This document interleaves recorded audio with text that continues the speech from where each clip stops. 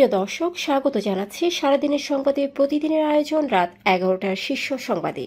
সারা বিশ্বের গুরুত্বপূর্ণ সব সংবাদের শিরোনাম জেনে নিন শুরুতেই। ইরান ইস্যুতে ইসরায়েলকে ট্রাম্পের কড়া হুঁশিয়ারি, ইরানের বিরুদ্ধে আর কোনো হামলা যেন না হয়। মোসাদের আরও 6 গুপ্তচর আটক করেছে ইরান। ইসরায়েলের হাতে ফের ইরানের পরমাণু বিজ্ঞানী নিহত, এখন পর্যন্ত 10 বিজ্ঞানীর মৃত্যু।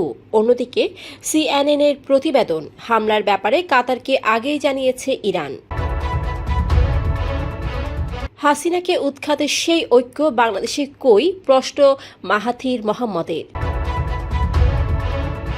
পারমাণবিক কর্মসূচি ফের চালু করেছে ইরান। একনেকে অনুমোদন পেল 8,974 কোটি টাকার 17টি প্রকল্প। বিদেশে থাকা এস আলমের স্থাবর অস্থাবর সম্পদ জব্দের আদেশ।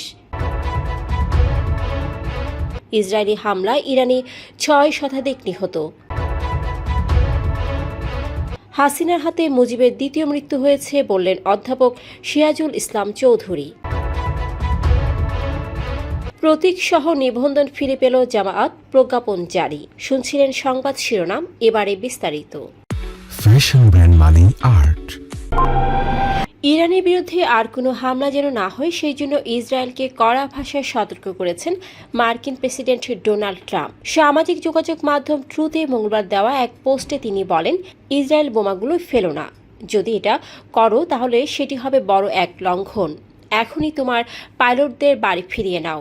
আল জাজিরার প্রতিবেদনে বলা হয়, ইরানের বিরুদ্ধে যুদ্ধবিরতি ভঙ্গের অভিযোগ তুলে ইসরায়েলের প্রতিরক্ষা মন্ত্রণালয় নতুন হামলার হুমকি দেওয়ার পরই ট্রাম্পের এই বার্তা আসে। এর আগে যুদ্ধবিরতির পরও ইসরায়েলের প্রতিরক্ষা মন্ত্রী ইসরায়েল কার্টস সেনাবাহিনীকে তেহরানি সরকার স্থাপনায় হামলার নির্দেশ দেন।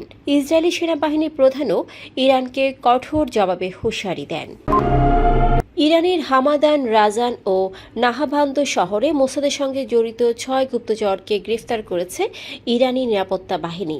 মঙ্গলবার এ তথ্য জানিয়েছে বার্তা সংস্থা মেহের। প্রতিবেদনে বলা হয়, গ্রেফতারকৃতরা সাইবার কার্যক্রম ও শাসক এজেন্টদের সঙ্গে যোগাযোগের মাধ্যমে জনমনে অস্থিরতা তৈরি এবং ইরানের ভাবমূর্তি ক্ষুণ্ণ করার চেষ্টা করছিল।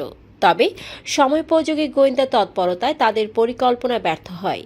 এর আগে 20 জুন তেহরান ও তেল আবিবের চলমান উত্তেজনার মধ্যে মোসাদের সঙ্গে সংশ্লিষ্ট আরও 54 জন গুপ্তচরকে গ্রেফতার করেছিল ইরান। ইরানের রাজধানী তেহরানে ইসরায়েলের হামলায় সেদিক সাবের নামে দেশটির আরেক পরমাণু বিজ্ঞানী নিহত হয়েছেন। মঙ্গলবার স্থানীয় সংবাদ মাধ্যম প্রেস টিভির বরাত দিয়ে এ তথ্য জানিয়েছে আল জাজিরা। প্রতিবেদনে জানানো হয়, তেহরানের শহরতলির ফেরদৌসি ও ভালিয়াশো এলাকার প্রধান সড়কের পাশে বিজ্ঞানী সাবেরের উপর হামলা চালানো হয়। আল জাজিরা ও অন্যান্য আন্তর্জাতিক গণমাধ্যম জানায়, ইসরায়েলি হামলায় এখন পর্যন্ত অন্তত 10 জনের বেশি পরমাণু বিজ্ঞানী নিহত হয়েছেন। অন্যদিকে একটি সংশ্লিষ্ট সূত্রে বরাতে মার্কিন সংবাদ মাধ্যম সিএনএন জানিয়েছে, ইরানি কর্মকর্তারা কাতারে অবস্থিত যুক্তরাষ্ট্রের সামরিক ঘাঁটিতে ক্ষেপণাস্ত্র হামলা চালানোর আগে কাতার সরকারকে আগাম অবহিত করেছিলেন। সূত্রটি জানিয়েছে, এই সমন্বয়মূলক পদক্ষেপের উদ্দেশ্য ছিল প্রাণহানির ঝুঁকি কমানো এবং উত্তেজনা হ্রাসের জন্য একটি অফ র্যাম্প খোলা রাখা। বাংলাদেশের দারিদ্র্য বিমোচনের প্রধান উপদেষ্টা ডক্টর মোহাম্মদ ইউনূসের ভূয়সী প্রশংসা করলেও দেশের বর্তমান রাজনৈতিক উত্তর নিয়ে খুব আশাবাদী নন মালয়েশিয়ার সাবেক প্রধানমন্ত্রী মাহাথির মোহাম্মদ। তিনি বলেন, শেখ হাসিনার সরকার পতনের সময় যে ঐক্য দেখা গিয়েছিল, 1 বছরের মাথায় তা আর দেখা যাচ্ছে না। মালয়েশিয়ার সাবেক এই প্রধানমন্ত্রীর 100তম জন্মবার্ষিকী সামনে রেখে যুক্তরাজ্য ভিত্তিক সংবাদ মাধ্যম আইটিভির প্রতিবেদক মাহাথির পাশাকে দেয়া এক সাক্ষাৎকারে তিনি এসব কথা বলেন। ইরানের আণবিক শক্তি সংস্থার প্রধান মোহাম্মদ ইসলামি জানিয়েছেন, যুক্তরাষ্ট্র ও ইসরায়েলের হামলায় ক্ষতিগ্রস্ত পারমাণবিক স্থাপনাগুলোর ক্ষতি মূল্যায়ন চলছে এবং দ্রুতই সেগুলো পুনর্বাসন করে কর্মসূচি স্বাভাবিক করা হবে। মেহের নিউজে প্রকাশিত বিবৃতিতে ইসলামি বলেন, আমরা প্রয়োজনীয় ব্যবস্থা গ্রহণ করেছি। আমাদের লক্ষ্য পারমাণবিক কর্মসূচি বাধাহীনভাবে চালানো। গত শনিবার যুক্তরাষ্ট্র ফোর্দো, নাতানজ ও ইস্পাহানে বিমান হামলা চালায়। মার্কিন প্রেসিডেন্ট ট্রাম্প দাবি করেন এসব হামলায় যুক্তরাষ্ট্র সফল হয়েছে এবং সব যুদ্ধবিমান নিরাপদে ফিরে গেছে। জাতীয় অর্থনৈতিক পরিষদের নির্বাহী কমিটি একনেকের সভায় ৮,৯৭৪ কোটি ২৮ লাখ টাকার ১৭টি প্রকল্প অনুমোদন পেয়েছে।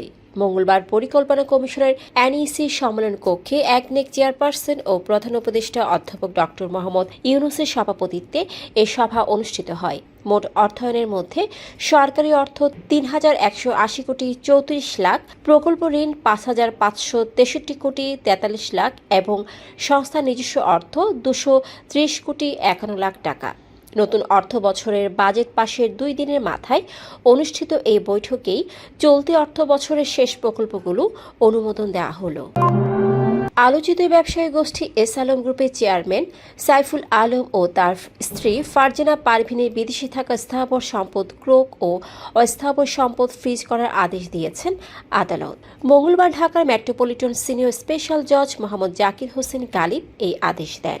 দুর্নীতি দমন কমিশনের উপপরিচালক তাহসিন মোনাবিল হক পৃথক ৩টি আবেদন করলে শুনানি শেষে আদালত তা মঞ্জুর করেন।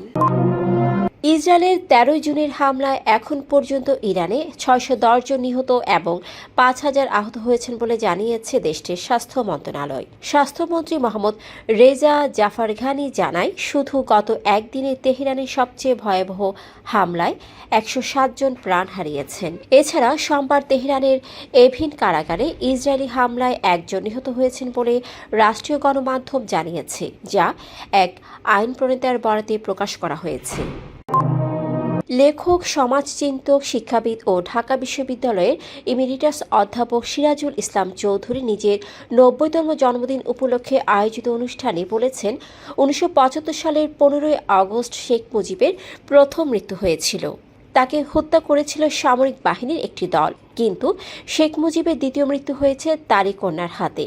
অতি উচ্চ মর্যাদা দিতে গিয়েই শেখ মুজিবের এই মৃত্যু ঘটিয়েছেন শেখ হাসিনা। সোমবার বাংলা একাডেমিতে ৭১ মুক্তিযুদ্ধ ও জাতীয়তাবাদের ভূমিকা বিষয়ে একক বক্তব্যে তিনি এসব কথা বলেন। দীর্ঘ আইনি লড়াই ও জটিলতা শেষে জামায়াতে ইসলামের জন্য পুরনো প্রতীক দাঁড়িপাল্লা সহ দলটির নিবন্ধন ফিরিয়ে দিয়েছে নির্বাচন কমিশন।